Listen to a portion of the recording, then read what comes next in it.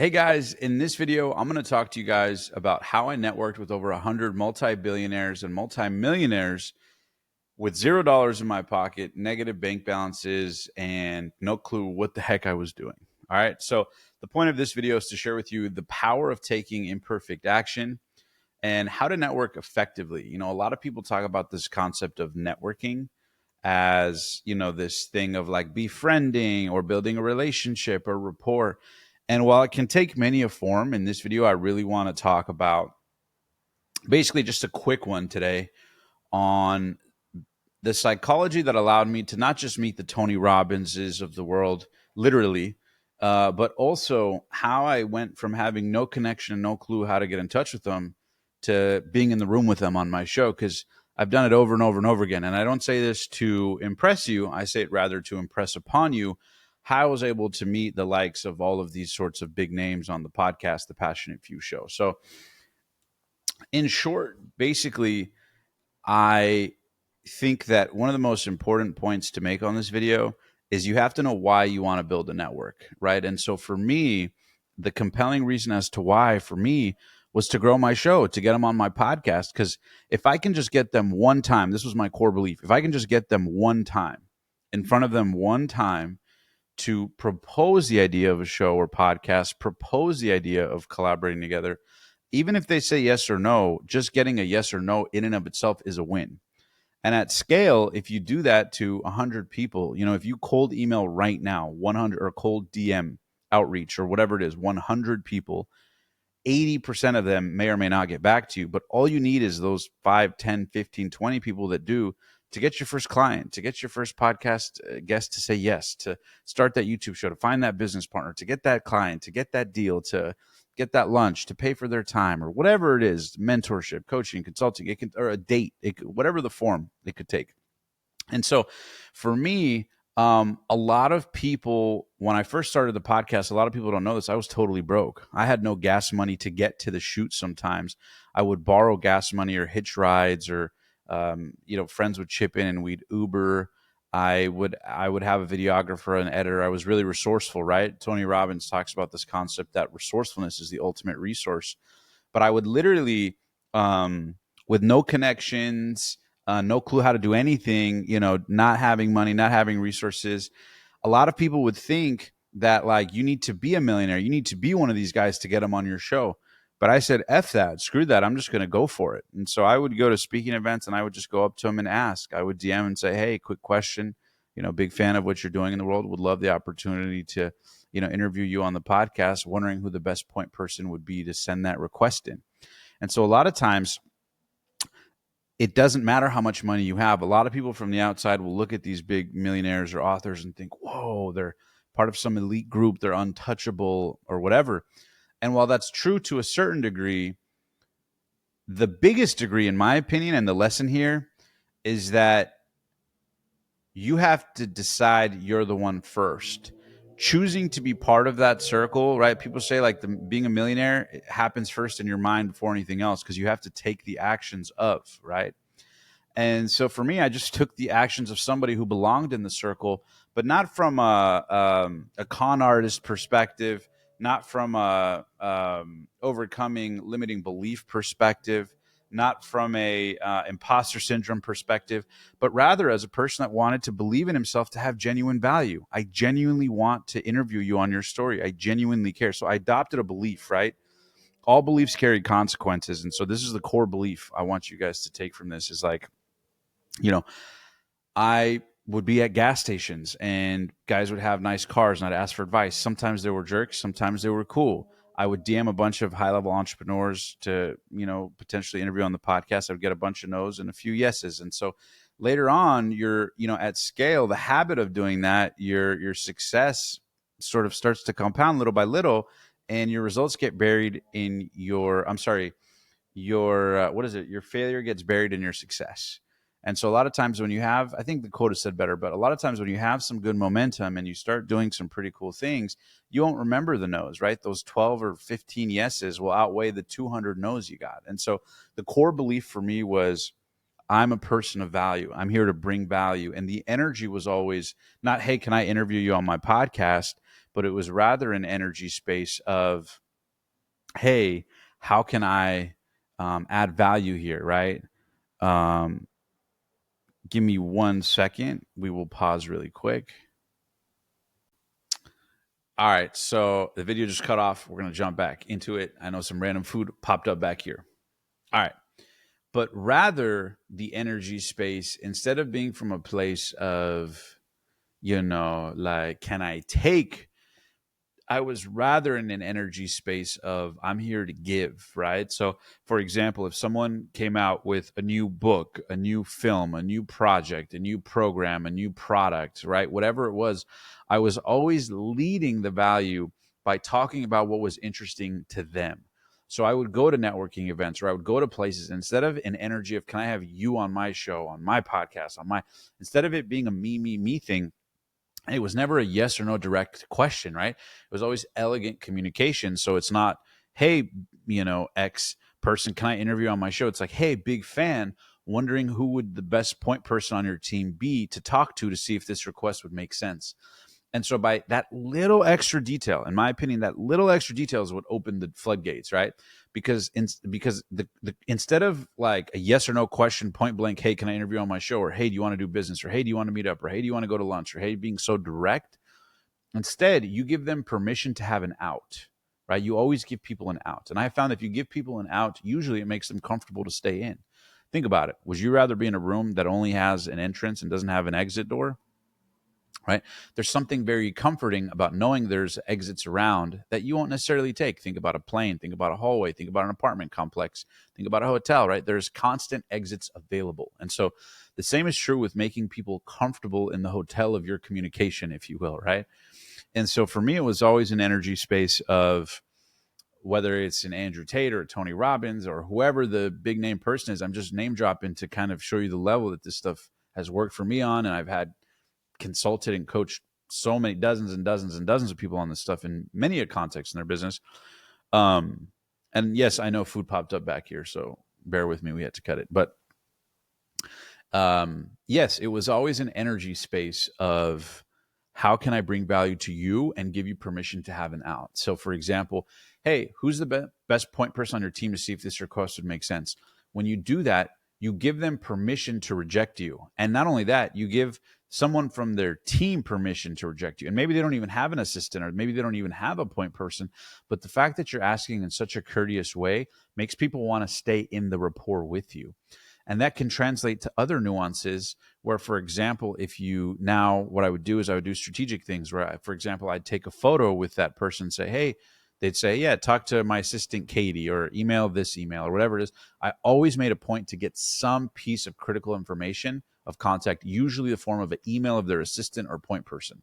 And what happens when you do that is, number one, you've now elegantly and politely moved it to the next step, right? And your goal in life or business isn't to guarantee the outcome. It's just to maximize the odds of the next step happening towards the direction you want. That's it, right? Your job is not to guarantee something gets done. It's to maximize the odds, right? You can't control everything in life. All you can control is the inputs. And so the input was, hey, how do I get an email? And then I would get an email, and if they're not interested, they'd say, we're not interested. And I say, hey, no problem. It was respectful anyway. If they did give me the email, I reach out. I usually take a photo with them, and then I'll send the photo with that person to the assistant's email. And now the assistant goes, oh, wow, this person has my email, and they have a photo with the person. Man, this Omar guy must be some kind of worthy to take his request seriously. And so just those two little nuances did more to keep the rapport and elegant communication. Now I'm in their ecosystem. Their assistant knows who I am. I have the social proof with the photo, right? You don't have to do all those things, but it just shows those little elegant, respectful touch points end up going a long way to get you into the ecosystem. And now if I get a no, even after I did that, I say, okay, cool, no problem. Would it be okay if I follow up in a couple weeks or a couple months? Because then when I do that, there's a thread history of communication of them saying, yeah, sure. Most of the time, people don't go, no, never hit us up again. They'll say, yeah, sure. And so then little by little, it just becomes a matter of time to get the meeting, get the opportunity, add value, give stuff away for free to them. Sometimes I would create content to do that, right? But whatever it is, there's some sort of way to add value to them. Now, you might be saying, okay, Omar, this is great, and maybe this worked for you. Um, but I don't have a podcast. I don't have a YouTube show. What do I do?